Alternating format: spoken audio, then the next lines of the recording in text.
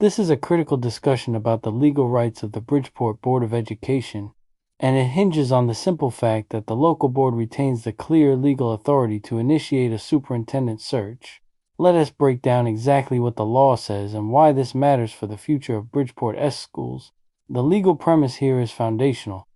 School boards derive their powers from state law. The Connecticut General Statutes grant local boards like the one in Bridgeport the explicit power and duty to hire, evaluate, and fire the superintendent of schools. This is not a gray area. This is a core function of local control over education. So when we talk about who has the right to conduct a search for the next superintendent, the answer, legally and historically, is the elected local board of education. Now, let's detail exactly what the law allows the local board to do. Under Section 10 to 220, the local board is designated as the hiring authority.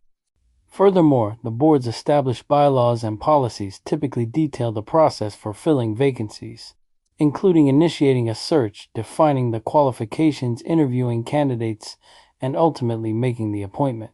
The law allows for proactive steps to ensure continuity and quality leadership. This means the Bridgeport Board is not just allowed to start the search. Arguably, they have a fiduciary duty to start planning for key leadership positions to avoid disruption. Where does the confusion come from? It stems from the involvement of the State Board of Education. Back in 2011, the State Board took action related to the Bridgeport Board. While that action certainly influenced the operational scope and oversight of the local board, it did not and legally could not strip the local board of its core statutory powers, particularly the power to select its chief executive. State oversight is about financial stability and academic improvement, but it doesn't equate to taking over the local board's hiring authority. Clarifying the state board's action is key.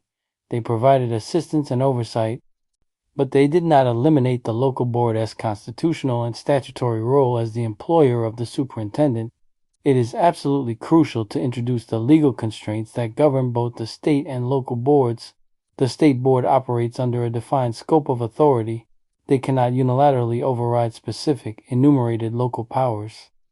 Unless expressly permitted by Statute 10, no statute grants the state board the power to indefinitely block a local board's duty to search for or hire its superintendent. Conversely, the local board must conduct its search transparently and according to all applicable laws, including freedom of information and ethics rules. The legal framework protects the board's authority while ensuring accountability in how that authority is exercised. When the Bridgeport Board takes steps to initiate a superintendent search, they are operating entirely within their statutory rights and fulfilling their responsibility to the city's students and taxpayers. This is not a power grab. It is the execution of a defined legal duty. The law is clear. The right to initiate and conduct a superintendent search belongs to the Bridgeport Board of Education. It's their statutory obligation to ensure the best possible leadership for the district's future. We must support the Bridgeport Board in exercising this core legal function, ensuring a transparent and thorough search process moves forward. Thanks for watching, and make sure to subscribe for more deep dives into the legal workings of our education system.